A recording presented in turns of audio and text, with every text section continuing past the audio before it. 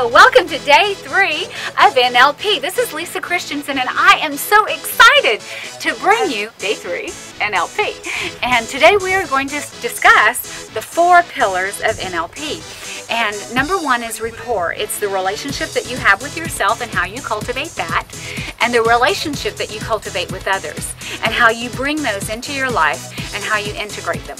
And also, the number 2 is going to be your sensory awareness or your sensory acuity, and that's going to be more about recognizing what's working and recognizing what's not working. It's going to be about your body language and how what you say to someone might be very different than what your body language is communicating to them on a subconscious level, and we're gonna talk a little bit about that a little bit later. And pillar number 3 is outcome. Make sure you know your outcome. Know your outcome. Did I say know your outcome? I want to make sure that you realize that know your outcome is the biggest, most important part of this. And know your outcome means be specific. Know the who, what, when, where, why. Okay? And when I say that, the most important part of the outcome of the new knowing who, what, when, where, why is know your why. Your why is your driving force. It's what's going to get you there. And so that's really the most important part of outcome. And then pillar number 4 is having behavioral flexibility. Behavioral flexibility is really more about, it's notice what's working and continue to do so. Notice what's not working. And when you notice what's not working, change your approach. Find something that does work. And those are the 4 pillars, and it's very important that you review those and understand those and write those down and review them. And then also, I wanted to share with you a little bit about the psychology of it and how your subconscious and your conscious works with this, and that's when I said we're going to get to that. On a conscious level, your mind is very analytical. It wants to mathematically equate things in a logistical manner, and it's very calculated. And your subconscious is really magnificent. Your subconscious is much more emotion driven. It's much more creative. You've got a lot of imagination there, and it extracts from memories, and it really expounds upon your memories, and it builds from your memories. And your subconscious is really where you want to get this ingrained into, so that you're living from a state of a subconscious level instead of being reactive in a conscious level. And a good example of this happened to me today on the way up here to Mount Scott. And this just goes to show you how 2 different psychologies work. And we're driving up, and it's just really great. It's beautiful. And there's this wonderful longhorn. She's just gorgeous. And I wanted to get out of the car and take a picture with her. And as we're tootling along and getting further into the refuge, I thought, wouldn't this be amazing if we could run across some buffalo, because they are the most magnificent creature you've ever seen. If you've never seen one in person, they're just mind-blowing. They will impress you like nothing else. They're just so huge. I mean, they've got to be at least 1,000 pounds and probably run about 30 miles an hour, and definitely faster than we could ever run. And I'm telling you this story because people will remember a story. They won't remember a fact. And so I'm hoping that this will help you remember. It'll help you remember how we work from different platforms in our psychology. And so there's a car driving by, and as this car is driving by, there's a gentleman in the back seat, and he rolls his window down and he yells out of his window and he says, "I hope you can run really fast." And so he is obviously working from a conscious level. He's had enough time to process and think logistically.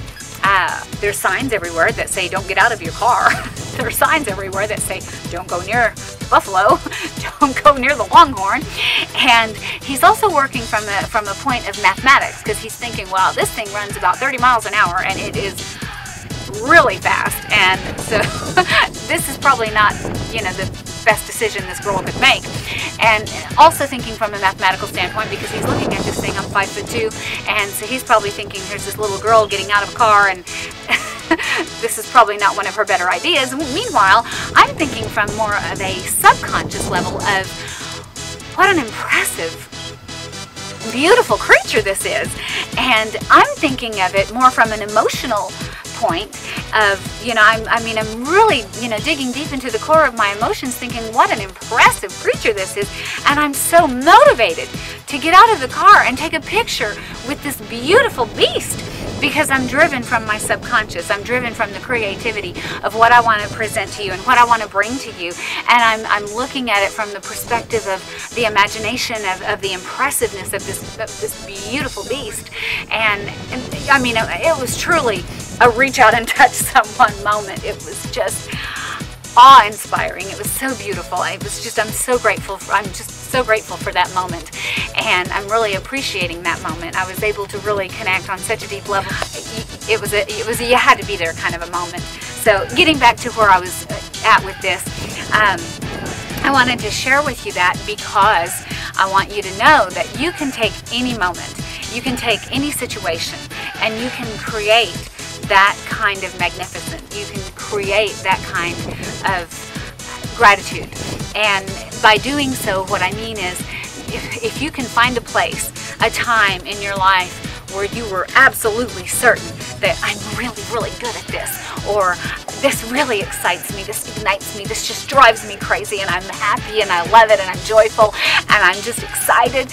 And if you can find that moment and really find that moment in here, what you can do is, when you're in a more of a disempowering moment, when you're in a moment of challenge, you can actually extract those emotions of that elation and that excitement and that joyous feeling, and you can actually squash that negative, challenging situation very easily.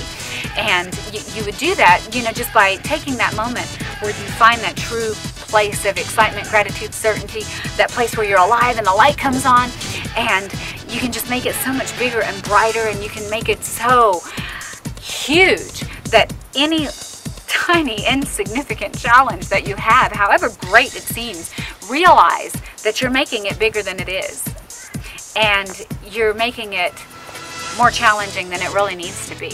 And you can dig inside yourself, and you can take that moment and you can superimpose it onto that challenge, and you can truly change your life forever just by using this simple technique. And I really wanted to share that with you so that you would be able to take that. And when you do, one of the things that I also wanted to expound upon that with is to let you know that you create your own success, and you create your own meaning to events and to situations and circumstances, and you give the definition to a challenge. You can make that challenge a challenge, or you can choose to make that challenge a success, and it's totally up to you. And I urge you to make every challenge a success and learn from them and grow from them. And also redefine the meaning of success. I want you to know that, first of all, the road to success is always under construction. It's very important to realize that. And success doesn't always mean more money, doesn't always mean more material goods, it doesn't always mean a better job, a better career. It doesn't mean that. That's not what success is. Success, true success, is fulfillment within your soul. True success comes from being a better you, from really coming from a place in your core and just being the best you that you can be, and strive towards growing into being a better you each and every day. And that's what true success is, and that's what I want to give you.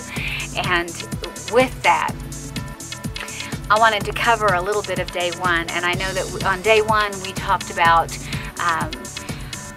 outcome, action, and awareness and flexibility, and I know that we covered that a little bit more today. On day two, we had talked about anchoring, and I told you that we would expound upon anchoring, that we would really, that I would show you a better way to anchor things. Because first of all, when you're anchoring a situation, when you're anchoring a feeling, when you're anchoring an outcome, an emotion, when you're in the process of anchoring anything, you have to realize that emotion is motion. And it's very important to use music when you're anchoring. And if you think about this, you'll realize that if you look back in time and find some of your more exciting moments, you hear a certain song and it triggers a moment in time. You smell a certain scent and you remember you were in Hawaii or wherever it was for you. And these are anchors. And one of the strongest anchors is sound. And I want you to really focus on taking a look at your library and notice in your library what you have as far as your collection of music, and grow that collection and get some world music that seems to bring out the most creative portion of our mind. Our brain really responds very well to world music, and so you want to be able to have that. And again, I really want to emphasize that lyrics are very distracting, and there's a time and place for it, and that's beautiful. When you're anchoring, make sure that you're using uplifting, exciting music that makes you feel good. Use your gut, whatever makes you feel good. There's no right or wrong answer. Whatever makes you feel good is what works. Your 3 action items for today are really exciting. We're going to have a lot of fun with this, and it's going to seem a little silly, but I want you to play with me on this one, and we're going to have a lot of fun, okay? So what I want you to do is I want you to really dig down deep inside here, and I want you to find a moment when you were just absolutely excited, even if it was when you were a little kid. It's the moment in time where you knew that life was just amazing, and it wasn't, at that moment you thought it just couldn't get any better than this, and you were so excited, and you were certain, and you were sure, and you were so alive, and the light was on, and everything was just perfect and great, and everything was wonderful. And I want you to find that moment, and I want you to really bring it in and make it bigger and brighter and put it on a big screen and make it just huge, and then take that moment as soon as you're in that moment and say, yes! And then I want you to feel it, and I want you to make it deeper. I want you to bring it deeper into your core, and I want you to really experience it like you're living in it, like you're in it right now. And yes, really loud. Feel it from your diaphragm. Feel it. And when you just think you just can't get when you can't get any more, bring it in even more. Bring it in harder and stronger and deeper. Feel more of it. Feel it. See it like you're in it. Yes. Just like that. And then when you're in a disempowering, challenging moment, I want you to immediately go back to that place. And I promise you, you will squash that moment. You will completely disengage that moment if you can do that. And I know you can. I believe in you. And then the second thing I want you to do is I want you to be aware and ask yourself in every decision that you make, every single decision that you make, I want you to ask yourself, is what I'm about to do going to get me closer to my outcome? Is what I am about to do, the decision I'm about to make, is that going to bring me closer to my outcome? With everything, down to the simplest, insignificant thing, ask yourself, is this getting me closer to my outcome? And make sure that the answer is yes. Write it down, put it on Post-it notes, keep your focus. Keep your focus. An obstacle is what you see when you take your eye off the goal. Write it down. An obstacle is what you see when you take your eye off of the goal. Keep your eye on the goal. Keep your focus. Make sure that your decisions are very concise and live in congruency with your outcome. Everything that you do in your life, you must live in congruency with your outcome. Notice and stay in a state of congruency. Have fun. Be playful with it. Be grateful.